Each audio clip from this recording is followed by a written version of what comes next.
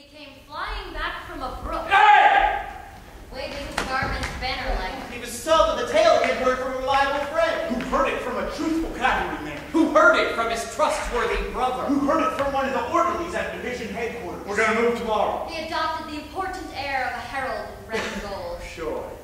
We're going way upriver, cut across, and come around in He behind. affected to look with some contempt upon my war ardor. She could give him many hundreds of reasons why he was of vastly more importance on the farm. At last, however, I made firm rebellion against this yellow light thrown upon the color of my ambition. Newspapers. Gossip of the village. His own picture. Had aroused me to an uncheckable degree. Almost every day the newspaper printed accounts of a decisive victory. You watch out, Henry. But her words destroyed my plans. Take care of yourself in this here fighting business. Don't go thinking you can lick the whole rebel army by yourself. You're just one little feller amongst a whole lot of others, and you've got to keep quiet and do what they tell you. I've knit you 8 pairs of socks, Henry. And I'm putting you in. I felt growing within me the strength to do mighty deeds of arms. After complicated journeys, Many pauses. there came months of monotonous life in a camp. The youth had had the belief that real war was a series of death struggles in which there was small time in between for meals and sleep. But since his regiment had come to the field, the army had done little but sit still and try to keep warm. Battle sure is there, Jim? Of course there is. You just wait till tomorrow. You'll see fighting this time, my boy. Regular out and out fighting. Ha! Said the loud one. Well, like as not, this story will turn out like all them others did. Much it won't. They say there ain't hardly any cavalry left in the camp. Regiment's got orders too.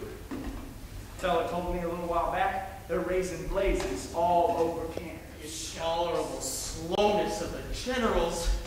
They seem content to perch tranquilly on a riverbank. And leave him bowed down by the weight of a great problem.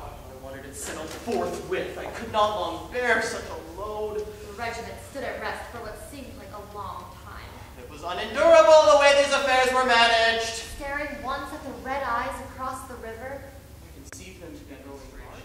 One great dawn, however, he was kicked in the leg by a tall soldier. And then, before I was entirely awake, I found myself running down a wood road in the midst of men Who were panting from the first effects of speed. my canteen banged rhythmically upon my thigh. His haversack bobbed softly. His musket bounced a trifle from his shoulder at each stride. My cap felt uncertain about my head. From a distance came a sudden spatter of firing.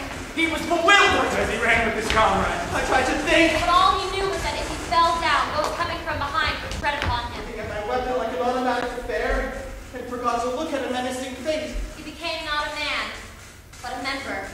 I felt that something of which I was a part. A regiment, An army, a cause. a country, was in crisis. He felt the subtle battle brotherhood, more potent even than for the cause in which they were fighting.